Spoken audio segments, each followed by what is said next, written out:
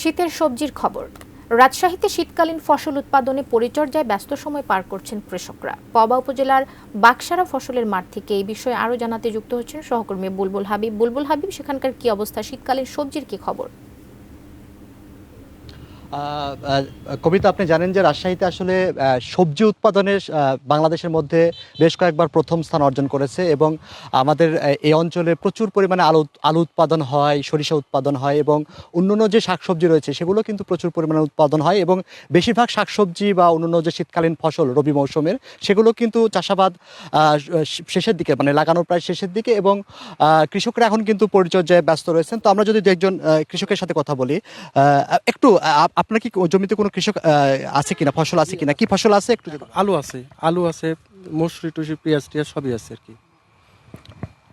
ধন্যবাদ আপনাকে। তো আমরা যদি একটু আমাদের সঙ্গে যেহেতু কৃষি কর্মকর্তা রয়েছে তার কাছ থেকেও আমরা একটু জেনে নেব যে এই সময়ে আসলে যে ফসলের আবাদ বা আবহাওয়ার যে ব্যাপারগুলো রয়েছে, তো ফসলের অবস্থাটা কেমন দেখছেন মাঠের? আমরা তো দেখছি যে পুরো মাঠ জুড়ে ফসল রয়েছে, তো আপনাদের জায়গা থেকে কি মনে হচ্ছে?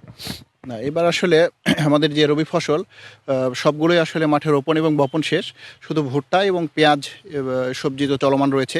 এছাড়া কৃষি আবহাওয়া ভালো থাকায় আমরা গতবারের তুলনায় অধিক ফলন আশা করছি। তবে কিছু কিছু বিষয় থাকে, যেমন গমের ব্লাস্ট রোগ, আলুর নাবি ধসা রোগ, পেঁয়াজের পার্পল ব্লস, এ সকল বিষয়ে আমাদের নিয়মিত গ্রুপ মিটিং, উঠান বৈঠকের মাধ্যমে কৃষকদের কৃষি পরামর্শ প্রদান অব্যাহত রয়েছে। আমরা আশা করছি যে আমরা নির্দ্বিধায় আমাদের ফসল ঘরে তুলতে পারবো। ধন্যবাদ আপনাকে। তো যেহেতু অক্টোবর থেকে মার্চ পর্যন্ত এই সময়টা আসলে রবি মৌসুম বা শীতকালীন ফসলের চাষাবাদটা শুরু হয় এবং কয়েক পর্যায়ে চাষাবাদ হয়।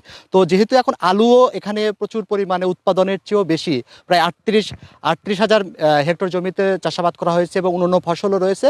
তো আশা করা হচ্ছে যে আসলে গতবারের চেয়েও এবার ফসলের উৎপাদনটা বেশি হবে।